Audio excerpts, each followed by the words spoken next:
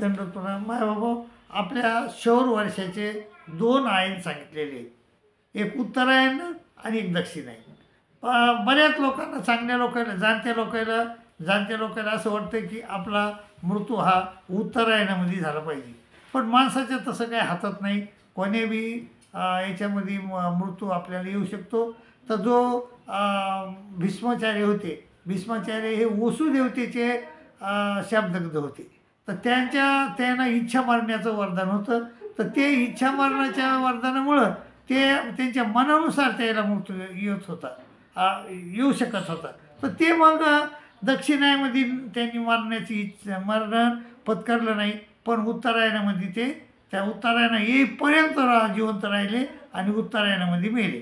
तर उत्तरायणामध्ये मेल्यावर कुठं जाते माणूस? तर ते म्हणतात, श्रीकृष्ण महाराज म्हणतात, अर्जुना, अग्निज्योतिर शुक्ल षण्मासा दक्षिणा षण्मासा उत्तरायणम तत्र पर्यंत गच्छन्ति ब्रह्मविदोजना. तर जर उत्तरायण कसं पाहिजे, म्हणजे उत्तरायण लागलेलं पाहिजे आणि शुक्ल कृष्णाचा पंधरवाडा पाहिजे आणि दिवस पाहिजे. असे 3 योग आले आणि तर तो माणूस कुठं जातो? ब्रह्मप्राप्तीला, म्हणजे देवता प्राप्तीला जातो. म्हणजे हा भीष्माचार्याला देवतेला प्राप्तीला जायचं होतं ना, त्यामुळं तर ते त्या वसुदेवतेच्या प्राप्तीला गेले. आणि जो माणूस कोणी धुमोर कृष्ण पक्षात वारला तर तो कुठं जातो? धुमोरात्री तसा कृष्ण षण्मासा दक्षिणायनम तत्र चांद्रमशम ज्योती योगी प्राप्ती निवर्तते.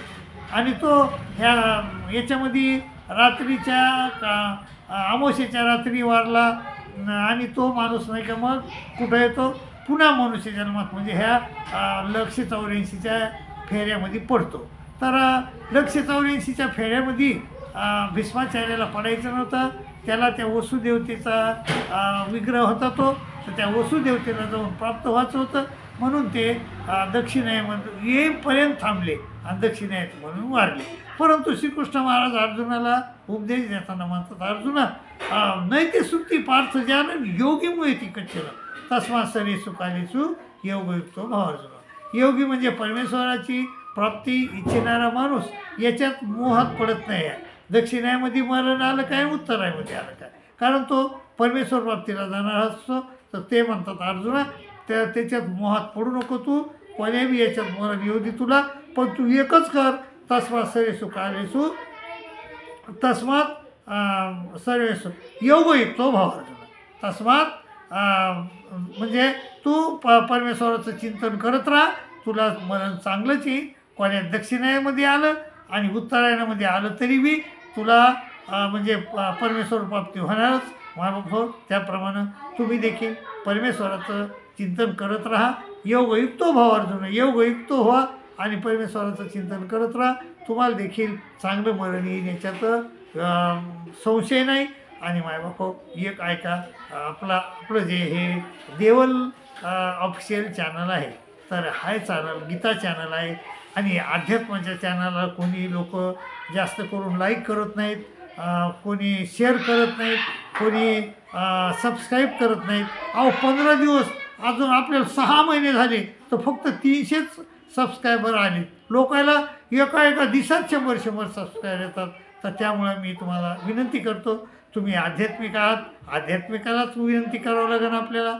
त्या दुसऱ्या लोकायला तर ते लोक काय आपलं बघत बी नाहीत आणि आपल्याला सबस्क्राईब करीत बी नाहीत. पण तुम्हीच खरे अध्यात्माचे पाठीराखे आहात आणि तुम्हाला चांगल्या गतीला जायचं आहे. तर चांगल्या गतीला जायचं असं मायबापो, तर गीताचा बोध ऐकत चला आणि गीताचं चॅनलला सबस्क्राईब करा, शेअर करा, लाईक करा, अशी विनंती करतो आणि इथंच थांबतो. दंडोत प्रणाम. दंडोत.